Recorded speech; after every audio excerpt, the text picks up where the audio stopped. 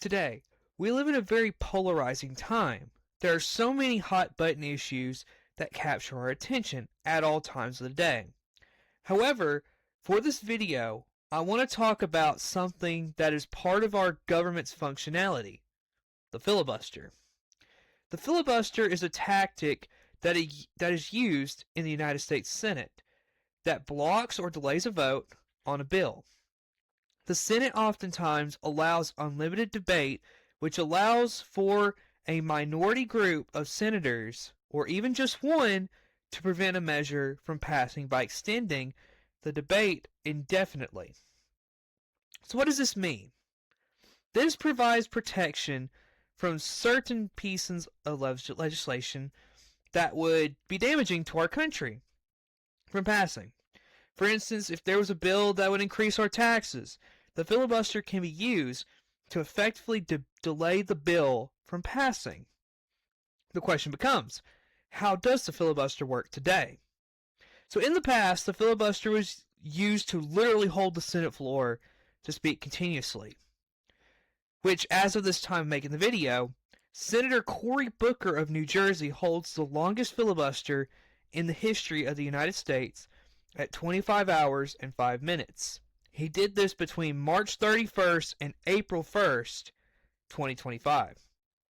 So what is the threat? Well, one singular senator just simply informs their party's leadership of their intent to filibuster a bill. There does not have to be a purpose. They can just do it. The view on this practice is dependent on where you stand on the bill being proposed.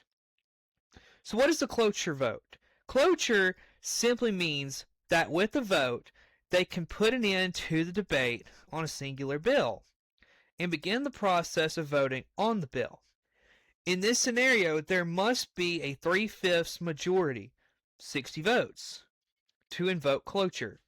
If cloture does not get the 3/5 majority, then the bill is effectively shelved. This means that most major legislation requires a 60-vote supermajority to pass. There are, however, a few exceptions. Budget reconciliation bills can pass by simply getting 51 votes, which cannot be filibustered. Secondly, nomination of federal judges or executive branch nominees can be passed with just 51 votes. With all this being said, the filibuster is a tool that I believe should not be taken away. Why, you may ask?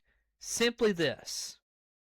If there is a bill that would be damaging to this country in the way of raising taxes, extending the national debt, or simply going against the Constitution, I believe wholeheartedly that the filibuster is an amazing thing.